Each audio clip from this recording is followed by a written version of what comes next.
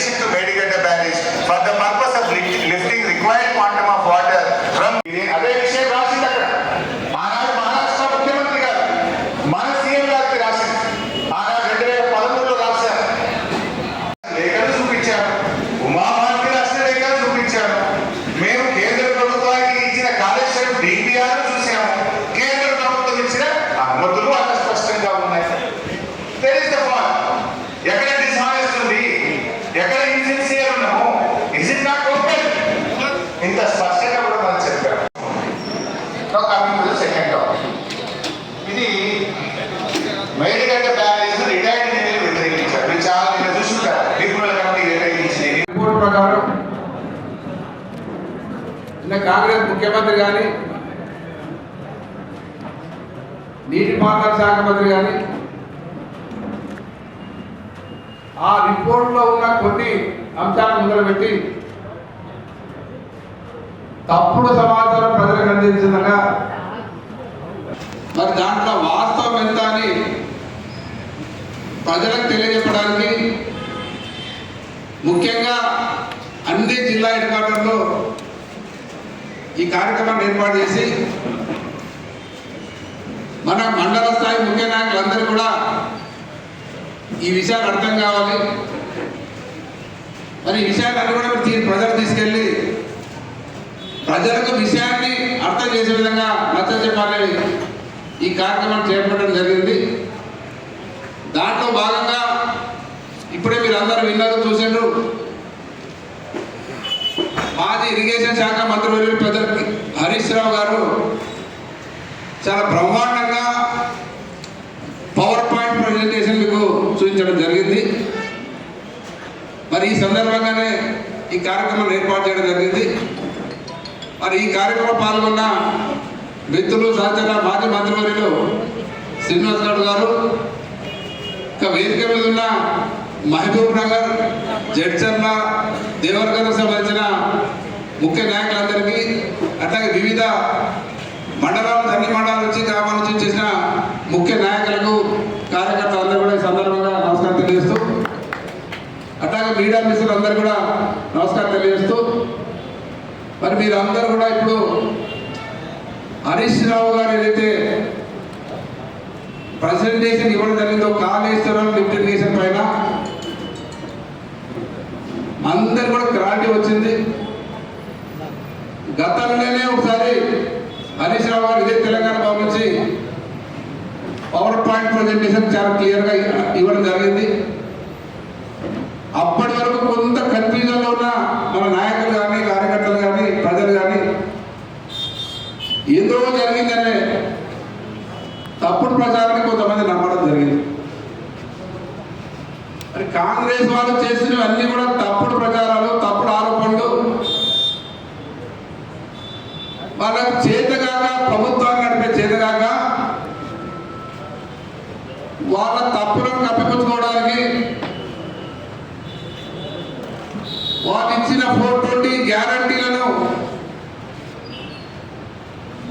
అమలు చేయలేక, అమలు చేతగాక వాళ్ళ చేతగానితనాన్ని కప్పిపుచ్చుకోవడానికి మాత్రమే మన మీద, మన ప్రభుత్వం మీద, గతంలో మనం చేసి మన కేసీఆర్ గారి మీద కానీ, మన మంత్రుల మీద కానీ ఆరోపణ చేయడానికి ప్రయత్నం చేస్తూ ఉన్నారు. ఆరోపణ దేంట్లో కూడా పసలేదు, జస్ట్ టైం పాస్. యాక్చువల్లీ అయితే టైం వృధా. దీని మీద ఒక కమిషన్ వేసి దీని కొరకు మళ్ళా ₹1,00,00,000 ఖర్చు పెట్టి ప్రజా ఉద్దానం వృధా, సమయం వృధా, అధికార సమయం వృధా. ఎంతో మంది దీని కొరకు పనిచేయడం జరిగింది. ఇది దాదాపు 16 నెలలు టైం తీసుకొని కాళేశ్వరం కమిషన్ నివేదిక సమర్పించడం జరిగింది. ఆ నివేదిక చూసిన తర్వాత అందరికీ అర్థమైపోయింది కాళేశ్వరం కమిషన్ ఇది కాంగ్రెస్ కమిషన్ అని. ఇంత భయంకరంగా చేతగానితనాన్ని కప్పిపుచ్చుకోవడానికి మరి మన మీద బురదలని ప్రయత్నం చేస్తూ ఉన్నారు. దాంట్లో వాళ్ళు అయితే నిన్న మాట్లాడే మాటలు ఒక్కటి కూడా వాస్తవం లేదని ఇప్పుడు హరీష్ రావు గారు చెప్పిన దాంట్లో మనకు అందరికీ అర్థమైంది. ఈ ఈ విషయాన్ని క్లియర్గా మనం ప్రజలకు తీసుకెళ్ళాలి, గ్రామ గ్రామ చర్చ పెట్టాలి. మొత్తం ప్రపంచమంతా కూడా కీర్తించిన ఒక గొప్ప లిఫ్ట్ ఇరిగేషన్. ప్రపంచంలో ఎక్కడ ఇంత పెద్ద లిఫ్ట్ ఇరిగేషన్ లేదు.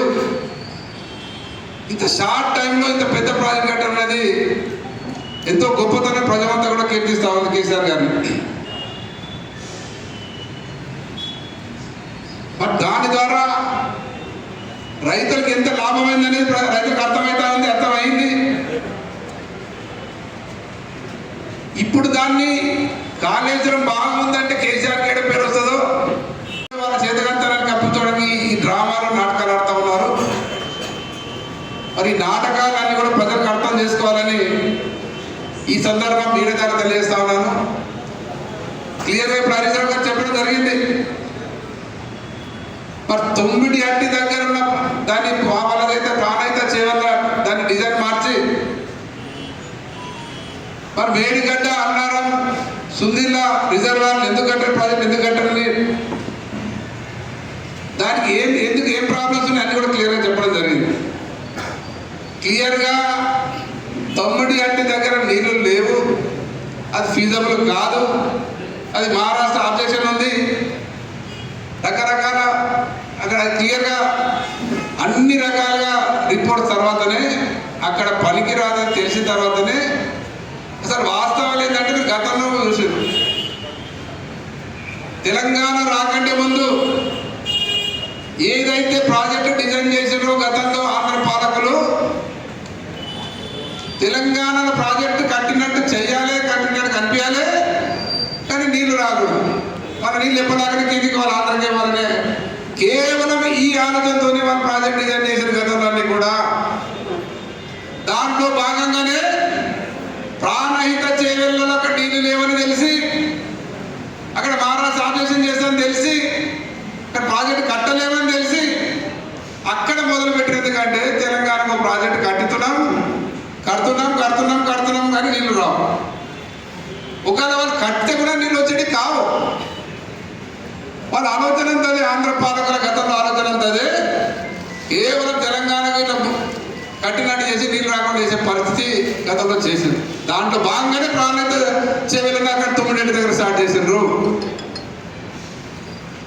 అది మనం తెలంగాణ వచ్చిన తర్వాత మన ముఖ్యమంత్రి కేసీఆర్ గారికి తెలంగాణ ప్రజలు బాగుపడాలి, తెలంగాణ ప్రజలకు రైతాంగానికి నిజంగా నీళ్ళు అందించాలి, వాళ్ళ బతుకులు బాగా చేయాలి. మరి తెలంగాణ ఉద్యమ రథసారథి తెలంగాణ ముఖ్యమంత్రి కావడం, కేసీఆర్ గారికి తెలంగాణలోని ప్రతి అడుగు ప్రతి ఇరిగేషన్ సంబంధించి కానీ మిగతా అన్ని సబ్జెక్టులు అవగాహన ఉంది కాబట్టి చిత్తశుద్ధితో తెలంగాణ రైతానికి నీళ్ళు అందించాలని ఉద్దేశంతో ఈ గొప్ప ప్రాజెక్టును డిజైన్ చేయించి అధికారులందరి ఆలోచనతో అందరు టెక్నికల్ అన్ని రకాల అనుమతులు తీసుకున్న తర్వాతనే దీన్ని స్టార్ట్ చేయడం జరిగింది.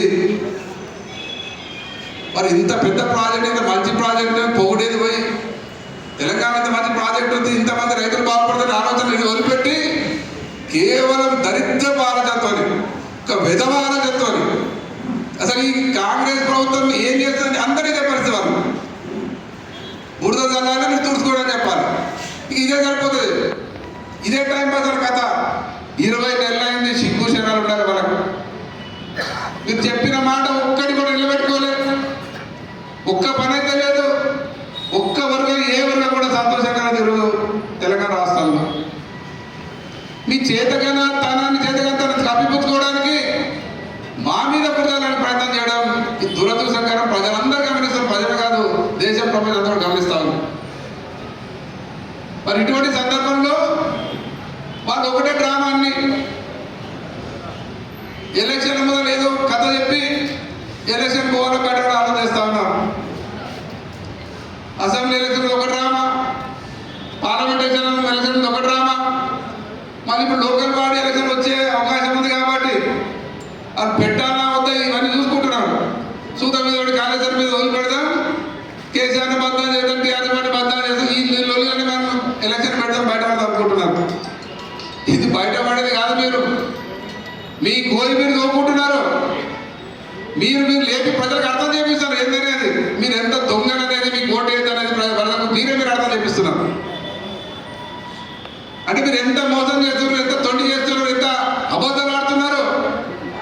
మరి 2 ఏళ్ళు అయింది. అది చిన్నగా మొత్తం అన్ని 225 పిఎర్లో 2 మాత్రమే కుంగితే అది రిపేర్ అయిపోయింది. మాట్లాడాలి, పెండింగ్ పెట్టాలా, కేసీఆర్ని బద్నాం చేయాలి, టీఆర్ఎస్ బద్నాం చేయాలి. కానీ మీ దురదృష్ట ఆలోచనతో ఎంతమంది రైతాంగం నష్టపోతున్నారు. ఆ ప్రాజెక్టు కింద మీరు చేతగాక నీళ్ళుగా మరి ఇప్పుడే చెప్పిన హరీష్ రావు గారు కన్నెపల్లి దగ్గర గేట్లు ఎత్తితే మొత్తం రిజర్వాయర్ నిండిపోతాయి. అది కూడా చేస్తలేరు. మరి ఇటువంటి దురదృష్ట ఆలోచన ప్రజలకు అర్థమవుతా ఉంది. నిజంగా వాళ్ళకి మనం ఒక రకంగా మనకు సబ్జెక్ట్ అందించారు. కాంగ్రెస్ అని అనుకుంటారు, టీఆర్ఎస్ బద్నాం చేస్తున్నారు అనుకుంటారు. బద్నాం చేయట్లేదు, మీరు మమ్మల్ని షేర్ చేస్తున్నారు. ప్రజలకు ఇంతకుముందు ఇంత కాంగ్రెస్ అనుకుంది ఇంత గొప్పది అనేది ప్రజలకు తెలియకుండా చాలా మంది. ఇలా రాష్ట్ర ప్రజానికందరికీ దేశ ప్రజలందరూ కూడా కాంగ్రెస్ గొప్పదని తెలియడానికి మరోసారి అవకాశం కల్పిస్తారు. మీరే కాంగ్రెస్ పార్టీ వాళ్ళు మీరు ఏదో బద్నాం చేసి ఎలక్షన్ పోవాలనుకుంటున్నారు. ప్రజలు సిద్ధంగా ఉన్నారు మీకు గొంతులు కోయడానికి.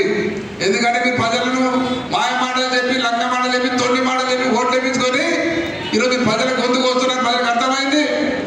ప్రజలు సిద్ధంగా ఉన్నారు. ఎప్పుడు ఏ ఎలక్షన్ వచ్చినా గట్టిగా మీకు బుద్ధి చెప్పాలని ప్రజలు సిద్ధంగా ఉన్నారు. అది ఎట్లయిపోయిందంటే కాంగ్రెస్ పార్టీ కింది నుంచి మీద వరకు అదే కథ, ఒకటే మాట, అన్ని తొలి మాటలు. ఒక డలా కొట్టాల మీద బురదాలి, అది మనం తుడుచుకోవాలి, మళ్ళీ కూడా చనిపోతాడు వాడు. ఇదే సరిపోయింది లేదు. కానీ ఆధారాలు లేవు, ఏం లేవు. ఇంత క్లియర్గా ఈరోజు హరీష్ రావు గారు చాలా చక్కగా అన్ని విషయాలు చెప్పడం జరిగింది. మరి దాముంటే మీరు అసెంబ్లీ పెట్టండి, టైం ఇవ్వండి, పై కట్ చేయకుండా.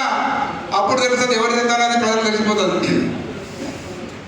మరి ఇవన్నీ ఒకటే ఇక్కడికి వచ్చిన మిత్రులందరికీ కొంతమంది రాకపోవచ్చు, ఇంకా మీరు గ్రామాలకు వెళ్ళి ఈ విషయాన్ని కూడా ప్రజలందరికీ తెలియజెప్పాలి.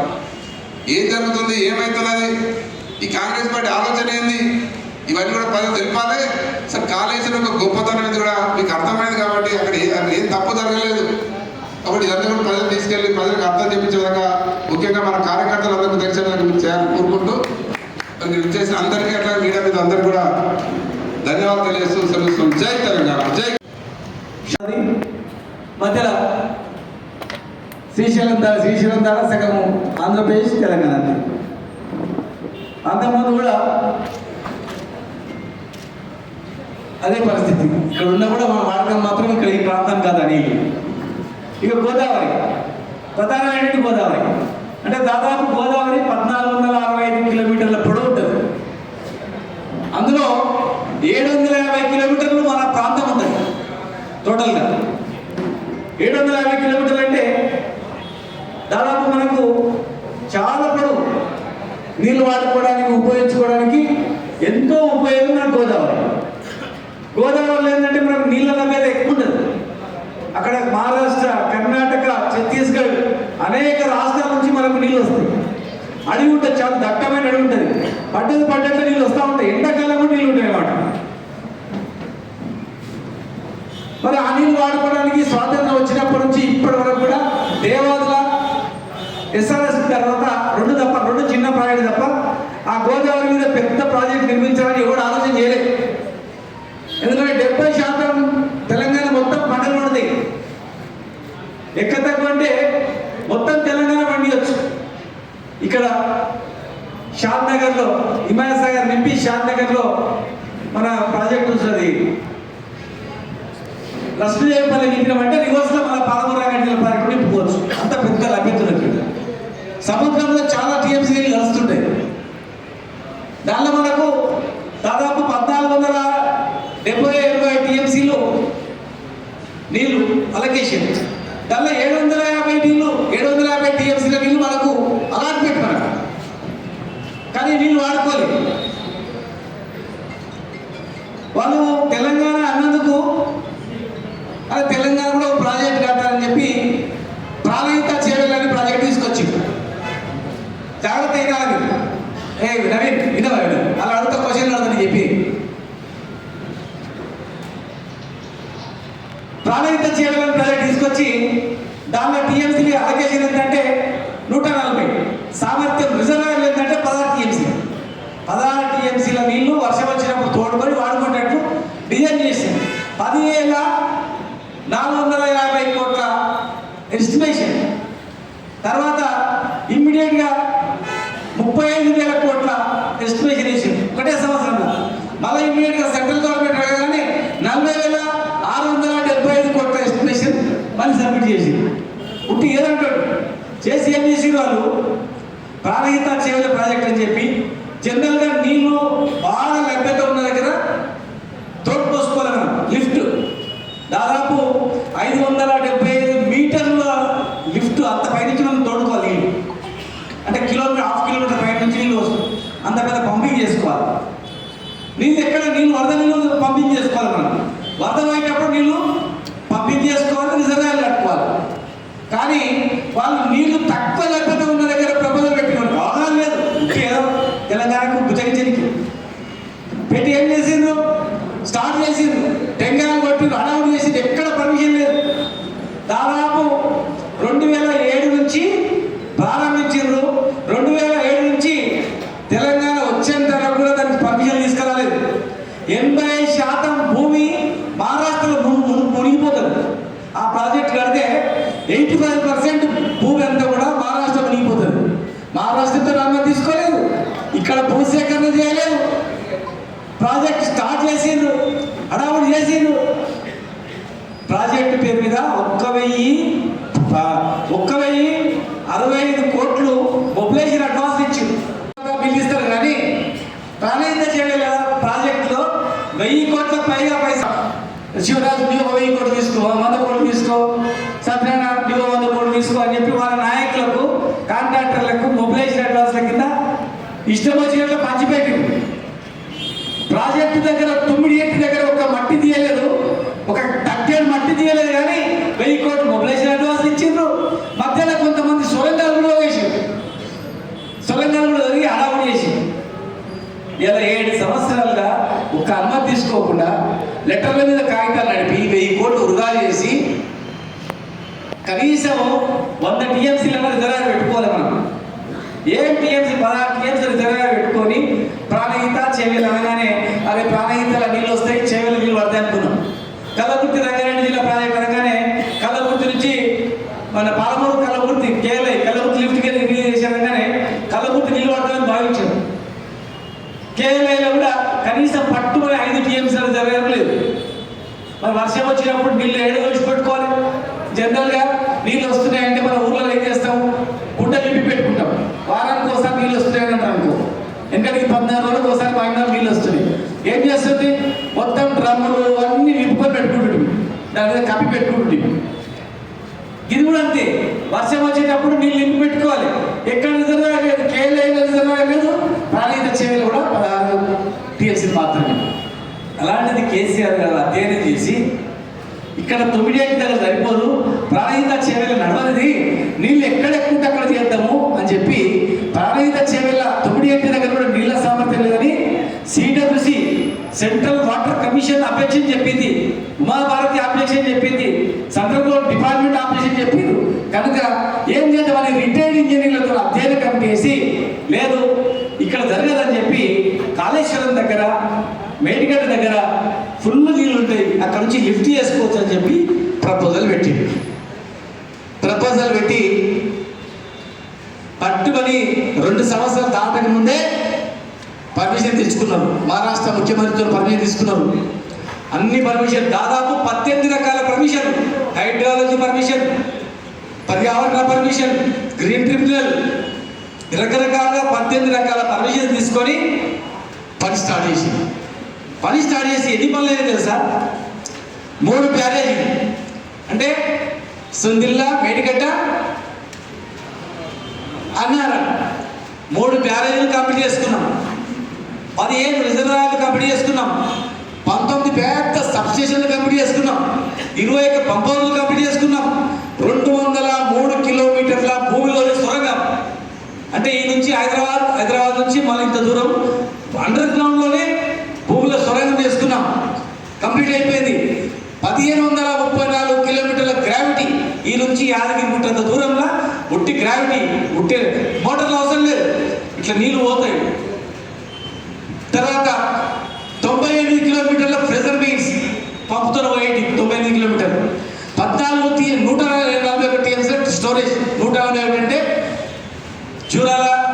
టీఎంసీ 9 కేసులు నీళ్ళు లేకుండా ఉండవు. జూరాల లాంటివి ఎన్ని 141 అంటే జూరాల కన్నా పెద్ద 14 పైన అంత పెద్ద రిజర్వాయర్లు కంప్లీట్ చేసుకున్నాం. టోటల్గా 530 మీటర్ల పైన ఎత్తుగా లిఫ్ట్ మొత్తం ఎంత 240 టీఎంసీల నీళ్లను రిజర్వ్ చేసుకునేటట్లు మనం ప్లాన్ చేసుకున్నాం. ఎన్ని లక్షల ఎకరాలకు 20,33,572 ఎకరాలకు మనము అంటే మనం 2 పంటలు పండించుకుంటే 40-50 లక్షల ఎకరాలు అంత పంటలు పండించుకునేటట్లు మనం తయారు చేసుకున్నాం. తయారు చేసుకుంటే ఏమైంది 2 పిల్లలు అయినాయి. నువ్వు ఏదైనా పెద్ద ఇల్లు కడతాం మనం ఎక్కడ చూడండి ఇల్లు కట్టగానే ఊర్లలో మనం సౌండ్ మిద్దెలు ఉంటాయి. వర్షాకాలం ఫస్ట్ వర్షం పడగానే 2-3 తోళ్ళ బొక్కలు పడతాయి. మనం పోయి మళ్ళీ సౌండ్ వేసి తొక్కిదని లెవెల్ చేస్తాం. చెత్త వేస్తే కూడా అక్కడక్కడ పొడుకు పడుతుంటుంది. మళ్ళీ మనం కలిపి నీళ్ళు వేస్తుంటాం. ఫస్ట్ ఫ్లోర్లో బాత్రూమ్ ఉంటే బాత్రూమ్ కూడా అక్కడక్కడ ఆడుకుంటుంది. మళ్ళీ పోయి మనం అంతా కళాయి పెట్టి బాత్రూమ్ కూడా మనం చేసుకుంటాం. ప్రతి ఇంట్లో సేమ్ ఇది కూడా దాదాపు 85 పిల్లర్లు ఒక దగ్గర, 65 పిల్లర్లు ఒక దగ్గర, 55 పిల్లర్లు ఒక దగ్గర, అంత పెద్ద పెద్ద బ్యారేజ్లు పెద్ద వరద వచ్చేదానికి మనం కట్టుకుంటే 2 పిల్లర్లు జస్ట్ ఇది గుంగినాయి. నేను స్వయంగా వైపు చూసిన కూడా 2 పిల్లర్లు మా అనుకుంటే 3 నెలల్లో రిపేర్ చేయొచ్చు.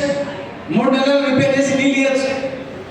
కానీ వాళ్ళ ప్లాన్ ఏంది ఇవి కొట్టుకపోవాలనుకుని చూసి పోయినసారి వర్షం వచ్చినప్పుడు అరే మొత్తం కొట్టుకుపోయింటే ప్రాజెక్టే కొట్టుకుపోయింటే బాగుండే ఇక మొత్తం 1,00,000 కోట్లు తిన్నామని చెప్పొచ్చు అనుకున్నారు. అంత పెద్ద వరద వచ్చినా కొట్టుకోపోలే. ఆ కుంగిన పిల్లలు గంతలే ఉంది. మళ్ళీ ఇప్పుడు వర్షం వచ్చింది. వాళ్ళు దేవుని మొక్కుతున్నారు మొత్తం కొట్టుకుపోయింటే బాగుండే కేసీఆర్ బంధం చేస్తుంది పని. కొన్ని సంవత్సరం ఏం బంధం చేసిండ్రు 1,00,000 కోట్లు తినేసిండు 1,00,000 కోట్లు తినేసిండు అని చెప్పిండ్రు. ఖర్చు అయిందే 1,00,000 కోట్లు. మరి 1,00,000 కోట్లు నువ్వు ఖర్చు అయితే 3 బ్యారేజీలు ఎక్కడి నుంచి వచ్చే 18 రిజర్వాయర్లు ఎక్కడి నుంచి వచ్చే 200 పైన సొరంగం ఎట్లా వదిలి 141 కిలోమీటర్ గ్రావిటీ కెనాల్ ఎట్లా వదిలి 83 కిలోమీటర్ల లిఫ్ట్ అదంతా ఎక్కడి నుంచి వచ్చే తెలిసిన మావనే అన్నాడు. పెద్దవాసి ఏమన్నాడు 1,00,000 కోట్లు ఎట్లా తింటారా ఇవన్నీ ఎట్లా చేయి ఎవరా అన్నది అది సొంత మావనే. ఎవరన్నది మాట బుద్ధిలో మాట అట్లా ఎట్లా అని చెప్పి పిల్లలిచ్చిన మావనే దీని గురించి మెచ్చుకున్నాడు. ప్రపంచంలోనే హైయెస్ట్ పెద్ద పంపులున్నాయి ఇక్కడ తెలంగాణ వాళ్ళు మెచ్చుకున్నారు. చూడడానికి వచ్చిండ్రు. కొనేటువంటి పంపులు కూడా ప్రైవేట్లో కొనలే, ప్రైవేట్లో అంగడిలో కొనలే, బిహెచ్ఎల్ ద్వారా ఉన్నారు. సొంతంగా గవర్నమెంట్ ద్వారా కొని పెట్టినటువంటి పంప్ హౌస్లు అవన్నీ కూడా మోటార్లు అవన్నీ కూడా సబ్స్టేషన్లు ఏర్పాటు చేసి కరెంటు ఉత్పత్తి చేసి కరెంటు తీసుకొచ్చి పెడితే 2 పిల్లలు రిపేర్ చేస్తే ఇప్పటి వరకు 2 పంటలు ఇప్పుడు 2 పంటలు అంటే దగ్గర 1,20,40 కోటి ఎకరాలు పండేవి. 20 లక్షలు ఒకసారి 20 లక్షలు ఒకసారి మళ్ళీ 20 లక్షలు ఒకసారి 20 లక్షలు ఒకసారి అంటే దాదాపు 1,2 కోట్ల ఎకరాలు పండేటువంటి పంటను కేవలం కేసీఆర్ బంధం చేయడానికి ఉపయోగించింది తప్ప రిపేర్ చేయలేదు. ఇప్పుడు కూడా రిపేర్ చేయలేదు. అదే కాంట్రాక్టర్ను వెలువెత్తి చేస్తారు. కాంట్రాక్టర్ చెప్పరు, రిపేర్ చేయరు. కేసీఆర్ గారు మాత్రం బంధం చేయాలనేటువంటి ప్లాన్ ఇది. ఇలా కమిషన్ వేసింది. ఎవడే కానీ కమిషన్ వేసిన తర్వాత కమిషన్ రిపోర్ట్ వచ్చిన తర్వాత పేపర్లు వస్తుంది. కమిషన్ రిపోర్ట్ ఒక జడ్జి రిపోర్ట్ బయటికి ఎట్లా వస్తుంది చెప్పండి. రిపోర్ట్ ఆయన రాసిన రిపోర్టు బయటికి ఎట్లా వస్తుంది అంటే ప్రభుత్వం తెలుసు. ప్రభుత్వం ఏం చెప్తే రాసిండు ఆయన ఏం రాసినావు రాసిండు కనుకనే వీళ్ళు ముందే ప్రభుత్వం లీక్ చేసి ఇక కేసీఆర్ మీద కేసు అవుతుంది, కేసీఆర్ మీద అరెస్ట్ అవుతాడు, కేసీఆర్ జైల్లో పెట్టాలి, మొత్తం ఏదో అయిపోయింది. కేసీఆర్ ఎవరి గురించి చేసిండు? రైతుల గురించి చేసిండు. కేసీఆర్ ఎవరు బాగుపడాలి చేసిండు? తెలంగాణ బాగుపడాలి చేసిండు. కేసీఆర్ వచ్చిన తర్వాత ఎవరు బాగుపడరు? తెలంగాణ ఎంత అభివృద్ధి అయింది రైతులకు తెలియదా? 5 లక్షలకు 2 లక్షలకు ఎక్కడ దొరికింది. మరి ఈ నీళ్లు ఈ బ్యారేజ్ వచ్చిన తర్వాత ₹1 కోటి ఎక్కడంటే దొరకలేదు. 50 ఎకరాలు ఉన్న రైతు ఊరు ఇడిచిపెట్టి వెళ్ళిపోయాడు. 5 ఎకరాలు ఎవరి భూమి ఇడిచిపెట్టి పోయాడు. ఇప్పుడు ధరలు ఎదగగానే మిగిలిపోయిన భూమితో కోట్లు వస్తున్నాయి. మళ్ళీ ఊళ్ళు వచ్చి ఇల్లు కట్టుకొని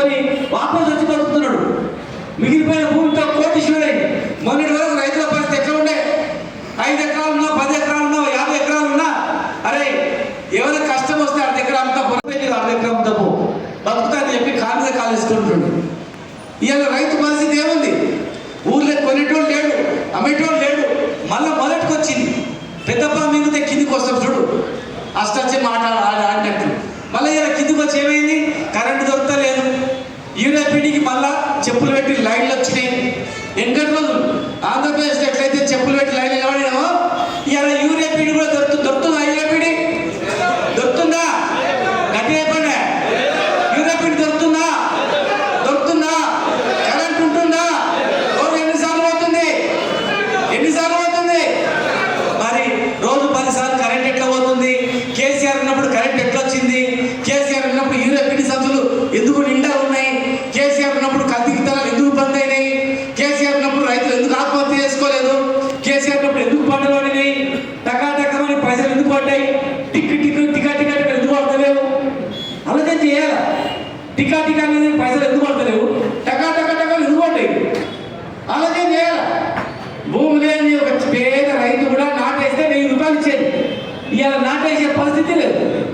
కేవలం కేసీఆర్ని బదనాం చేయాలి. 1,00,000 కోట్లు అంటే ఎవరు నమ్మలేదు రాబోయ్.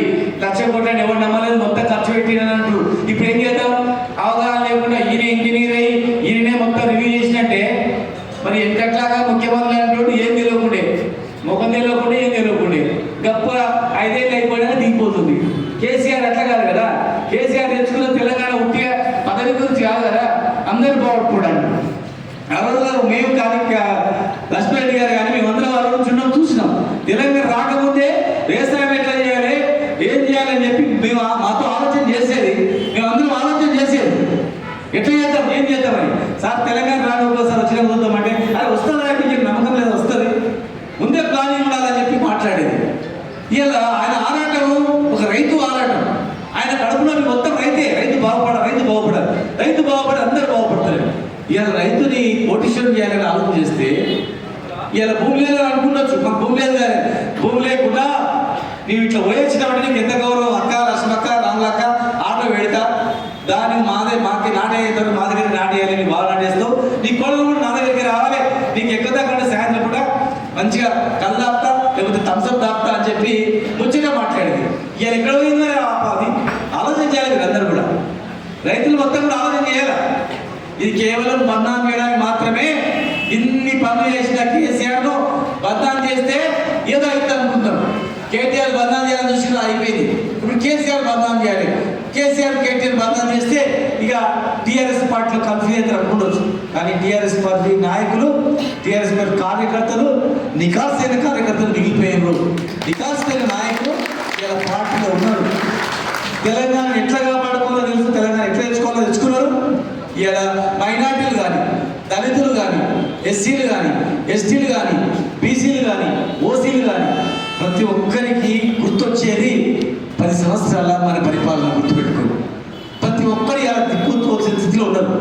స్వార్థం గురించి ఎవరైనా మాట్లాడవచ్చు కాక కాంగ్రెస్ పార్టీలో ఉన్నటువంటి నాయకులే అరే బ్రహ్మాండంగా ఉండేనయా, మంచిగా రైతు బంధు పడుతుండే, మంచిగా రైతులకు పంటలు వచ్చిందంటారు.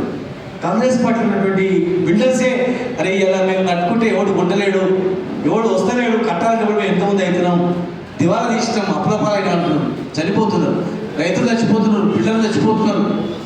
ఇలా శాప పిల్లలన్నీ శాప పిల్లలు వీళ్ళు. మనం లూనాలు ఇస్తేమి, మోపెడ్లు ఇస్తేమి, మన ఏది డీసీఎం ఇస్తేమి, వాళ్ళ నింపుకోవచ్చాలనుకున్నాం. శాప పిల్లలు లేవు.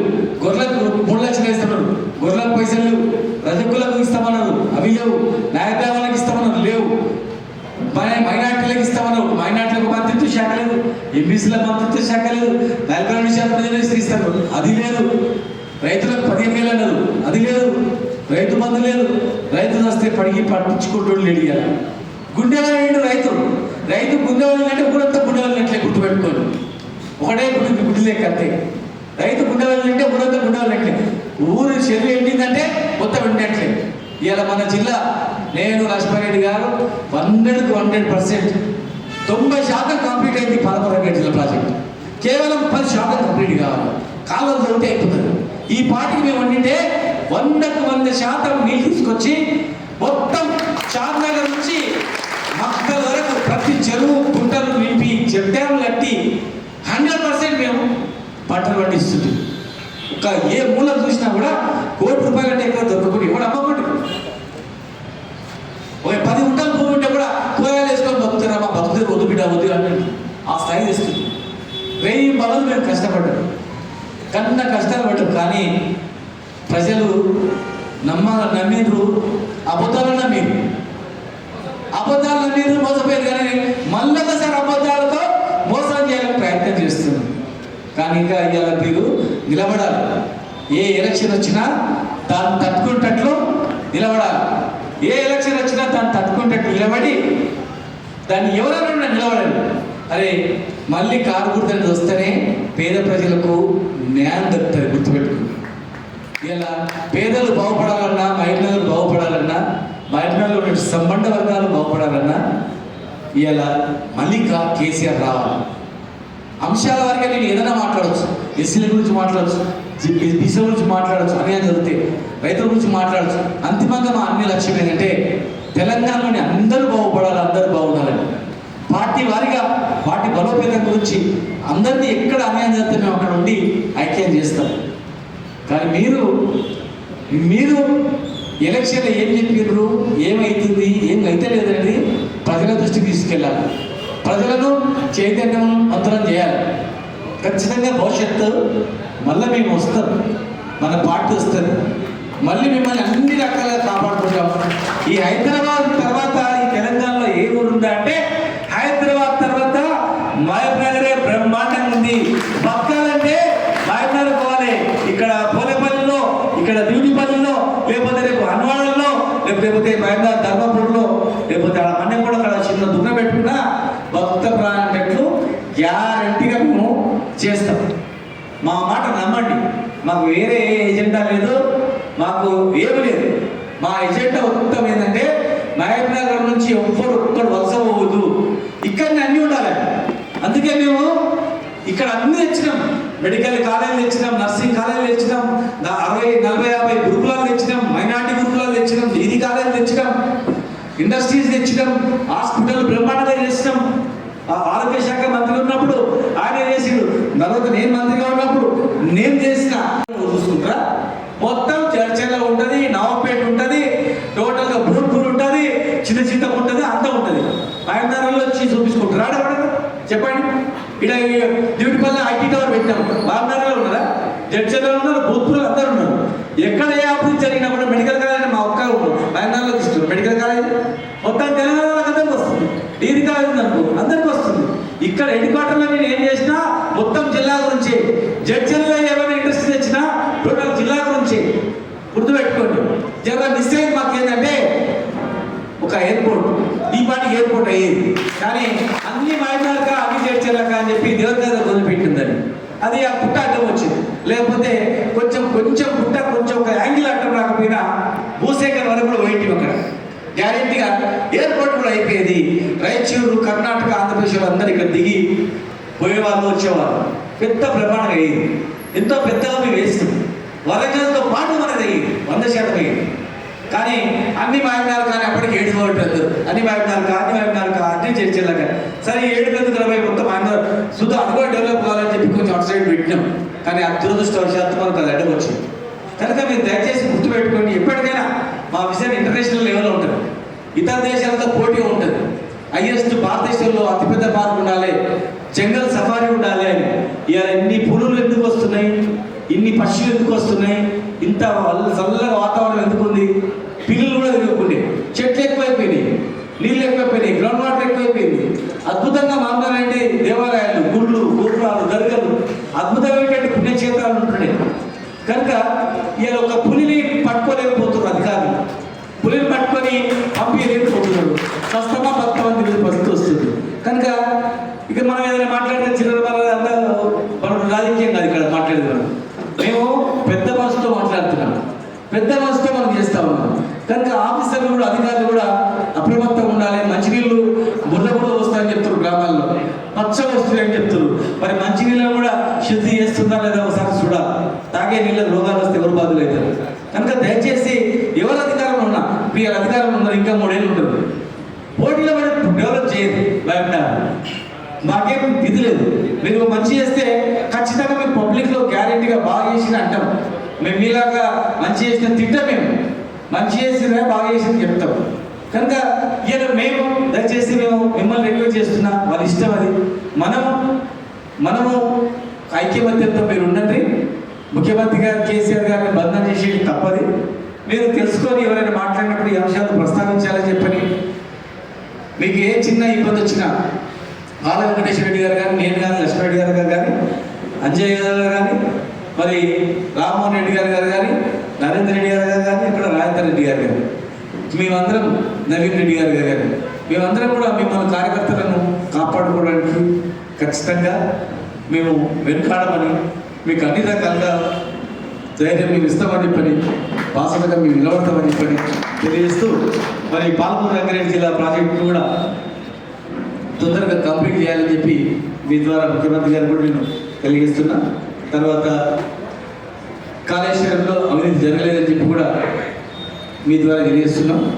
తొందరగా కంప్లీట్ చేసి ఆ 2 పిల్లర్స్ కూడా మహబూబ్నగర్ జిల్లా నుంచి రిపేర్స్, ఆ 2 పిల్లర్స్ తొందరగా రిపేర్ చేసి ఈ ఎంక్వైరీ చేస్తే కేసు అయితే అవుతుంది కానీ ఆ 2 పిల్లర్స్ కూడా రిపేర్ చేస్తే లక్షలాది మంది రైతులు బతుకుతారని చెప్పని కూడా నేను సభ ద్వారా తెలియజేస్తూ, మరి దయచేసి ఈ చర్చను నెలాంతం మొత్తం 30 రోజుల వరకు చర్చను ప్రతి ఒక్కరూ కొనసాగించాలని చెప్పి మీ ద్వారా తెలియజేస్తూ, జై తెలంగాణ.